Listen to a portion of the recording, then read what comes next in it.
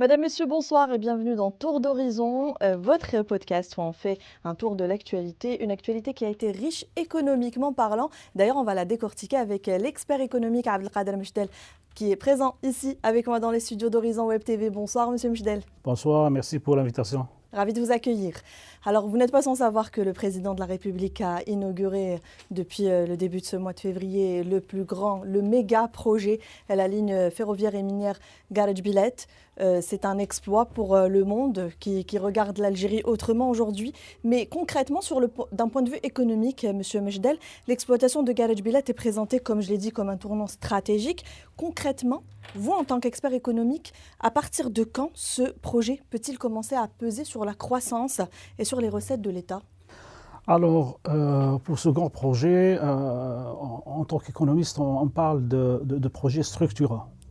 Donc, les grands projets structurants, ça fait partie du plan économique de l'État établi par le président de la République. Et bien sûr, nous avons besoin de comprendre la démarche, de quoi il s'agit. Alors, nous avons deux grandes orientations. Nous avons une orientation qu'on a déjà expérimentée en Algérie qui est en relation avec l'austérité. L'austérité préconisée par les institutions internationales pour faire face aux problèmes de la dette extérieure. L'Algérie, elle s'est débarrassée de ce fardeau qui pesait lourd sur les décisions publiques. Donc le président de la République est passé vers la deuxième voie qui est celle de l'expansion. Alors quand on dit expansion, on dit que c'est une voie qui voit le développement économique autrement.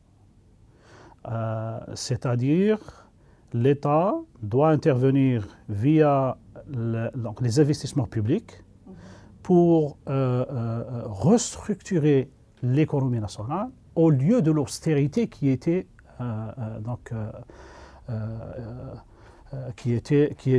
utilisée auparavant. Alors actuellement, l'expansion, ça veut dire qu'on va lancer des investissements publics, de grands investissements publics qui vont restructurer.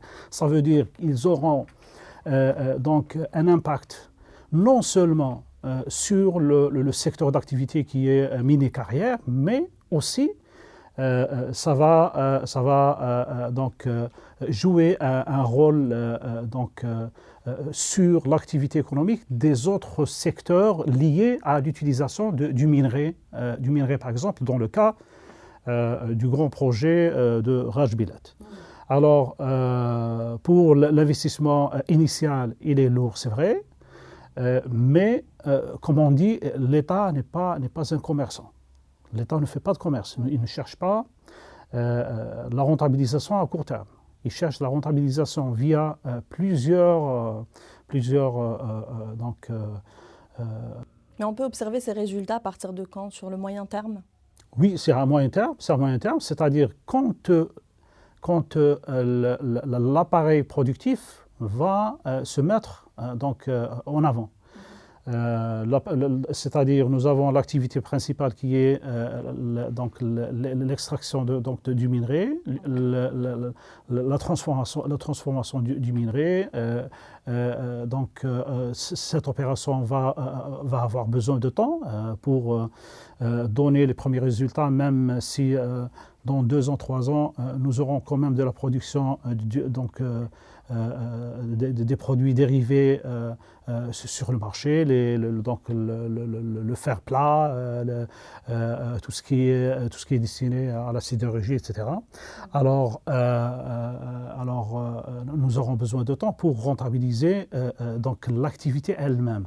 Mais en même temps, c'est un projet structurant. Pourquoi? Parce qu'il va faire bouger d'autres secteurs d'activité.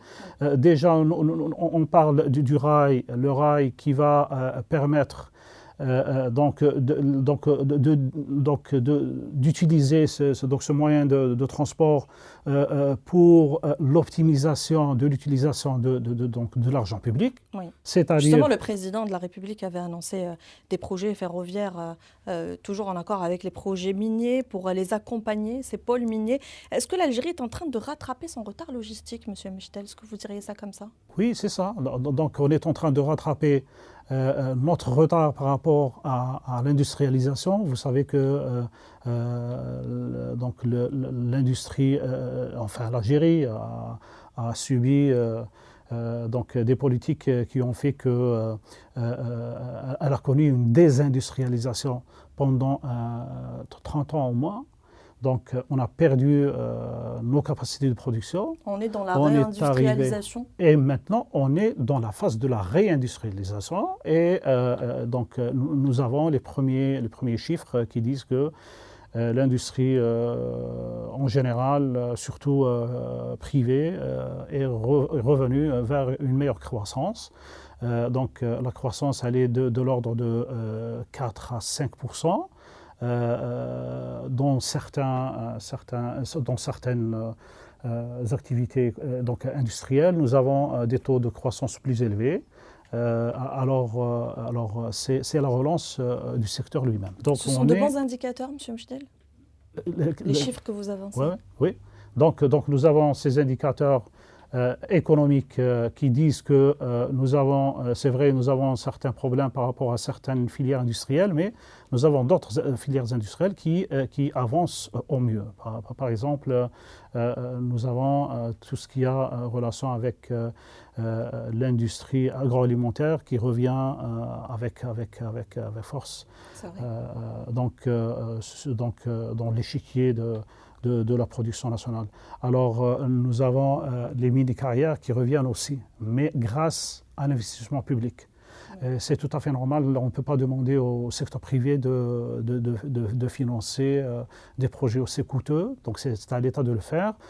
Et l'État a donc cette possibilité d'attendre à moyen et long terme pour rentabiliser ces investissements.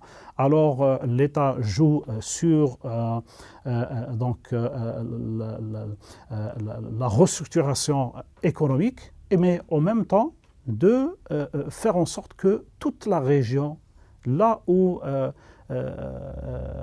est localisée donc, l'activité industrielle, donc, soit donc, une région qui va attirer d'autres financements, d'autres investissements qui vont permettre la création, par exemple, de nouvelles villes, de nouvelles activités, etc. C'est un souffle nouveau pour le Grand Sud, on va dire ça. Ah oui, c'est un grand souffle pour le Grand Sud. Et puis, nous avons un plan qui touche toutes les régions du pays.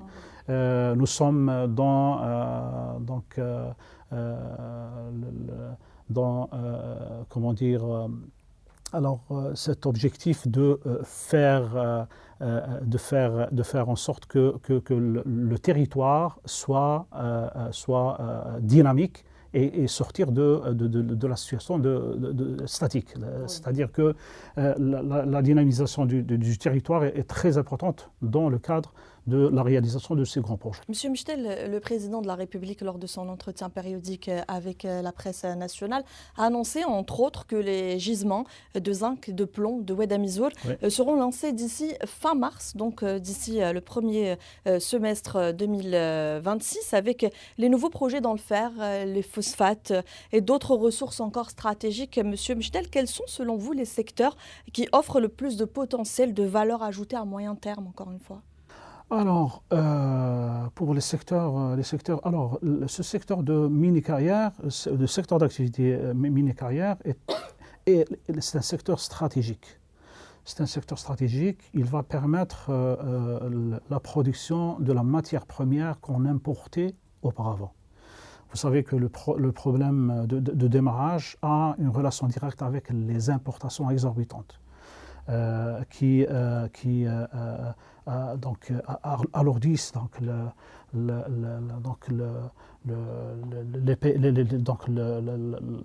valeur donc des paiements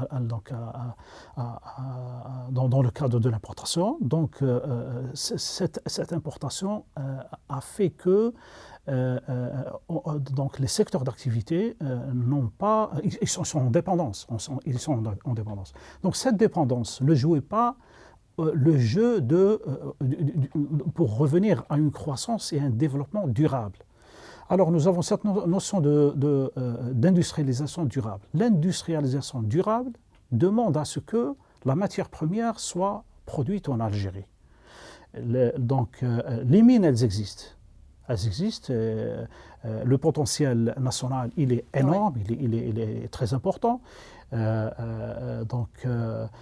partir de là, qu'est-ce qui restait à faire? C'est de passer vers l'exploitation de ces mines.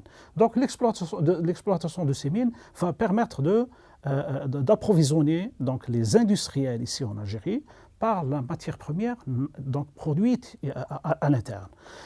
Ce qui va permettre au premier lieu de sortir de la dépendance par rapport à l'importation de la matière première, et en deuxième phase de passer vers l'exportation des produits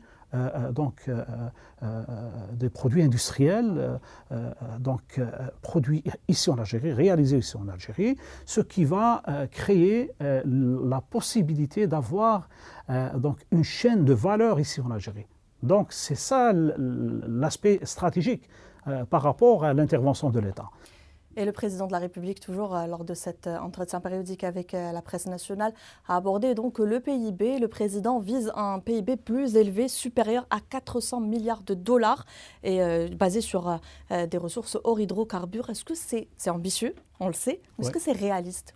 Alors, si c'est réaliste, alors c'est lié aux nouvelles activités qu'on va avoir et aux nouvelles capacités de production qu'on va avoir. Ça veut dire que quand on parle de projets structurants, ça veut dire que le niveau de production va augmenter. Il va se généraliser. Il va toucher d'autres secteurs, il va influencer d'autres activités. Donc le résultat attendu, c'est quoi? C'est que le niveau de la production va augmenter. Quand on dit niveau de la production qui va augmenter, ça veut dire qu'on est en train de restructurer l'économie nationale. Nous avons de nouvelles capacités qui vont s'implanter un peu partout en Algérie, et ça va permettre donc un développement durable. Donc le développement durable va permettre la création et la réalisation de ces chaînes de valeur à l'interne. Donc ces chaînes de valeur, elles vont permettre de créer les moyens d'avoir de meilleurs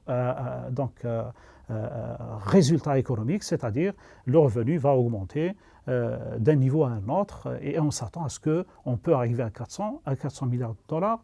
Donc le président de la République parle de l'année 2028, d'ici 2027, fin 2027. Fin de 2027, c'est-à-dire 2028. Ça veut dire qu'il va mettre quand même une certaine pression, et il faut le faire. Il l'a fait déjà avec l'amélioration des conditions d'exportation hors hydrocarbures. On a vu qu'une fois qu'il a posé cet objectif de réaliser plus de 5 milliards de dollars, donc les 5 milliards de dollars, on a atteint les 5 milliards. Et une année, on est arrivé à presque 7 milliards de dollars, et on est revenu à 5 milliards de dollars. Mais c'était historique dans l'histoire de l'économie nationale. Donc c'est pour la première fois qu'on atteint les 5 milliards de dollars. Mais l'essentiel, le potentiel, c'est d'arriver à créer les conditions d'une production compétitive ici en Algérie pour arriver à placer le produit algérien dans les marchés étrangers et bien sûr atteindre les chiffres des 400 milliards de dollars, et pourquoi pas plus. Du coup, M. Mchdel, on peut dire aujourd'hui que l'Algérie est dans une phase d'ascension économique, basée sur le lancement, vous l'avez dit, de projets structurants, tout en bénéficiant d'un regard de plus en plus favorable des institutions internationales, à l'instar du FMI, le Fonds monétaire international, qui, je le rappelle, a tenu une conférence avec la Banque d'Algérie, ici en Algérie. Le FMI qui a salué, sa directrice générale qui a salué plusieurs avancées économiques en Algérie. C'est une reconnaissance, c'est une ouverture pour les investissements étrangers? Oui, bien sûr. Donc le FMI, vous savez, il donne des indicateurs qui vont être utilisés dans la prise de décision de la part des investisseurs. Nous avons des indicateurs très importants, c'est-à-dire que ces institutions internationales, une fois qu'elles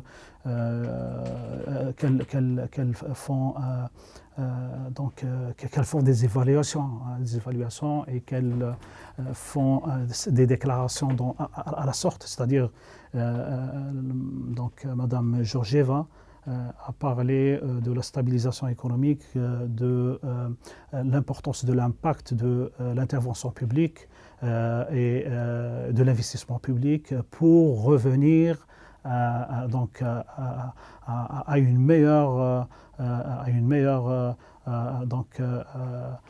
utilisation de la ressource publique. Donc la meilleure utilisation, c'est-à-dire vous savez, le FMI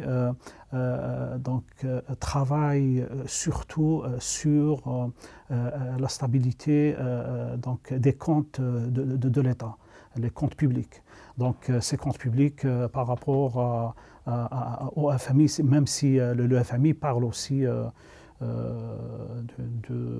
la maîtrise du budget de l'État, mais en même temps, nous avons ce penchant par rapport à l'utilisation de l'argent public dans la relance économique. Et bien sûr, Mme Georgieva a salué le fait que l'État algérien revient de plus en plus vers des investissements massifs, ces investissements massifs, c'est-à-dire que l'économie nationale va augmenter sa capacité de réalisation de meilleures productions et d'utiliser au mieux les capacités de production existantes. Au final, M. Mchdel, est-ce qu'on est en train de poser les bases d'un nouveau modèle économique en Algérie? Oui, il faut le dire. C'est un nouveau modèle. C'est un nouveau modèle économique qui se base sur l'intervention publique au premier lieu. Donc, nous avons une première phase qui va s'appuyer sur l'effort de l'État. Mais en deuxième phase, nous aurons besoin de l'intervention du secteur privé. Pourquoi le secteur privé? Parce qu'il est plus adapté par rapport aux conditions du marché, ce qui va rentabiliser au mieux ces investissements dans le temps, et c'est tout à fait normal. Nous aurons beaucoup de projets qui vont se lancer, que le secteur privé va lancer, et qui vont jouer le jeu de la croissance, du développement, mais aussi de l'appui du développement régional, du développement spatial. Donc on va passer de la croissance sectorielle vers une croissance spatiale qui va faire quand même valoriser la ressource économique là où elle existe dans tout le territoire national. Merci Abdelkader Mchdel, je rappelle que vous êtes expert économique. Merci de m'avoir accompagné dans ce tour d'horizon. Merci à vous. Merci à vous, mesdames et messieurs, de nous avoir suivis. On se retrouve la semaine prochaine pour un nouveau tour d'horizon. Restez attentifs à l'actualité nationale et internationale et n'oubliez pas de cliquer, partager, commenter. Ça nous fera plaisir.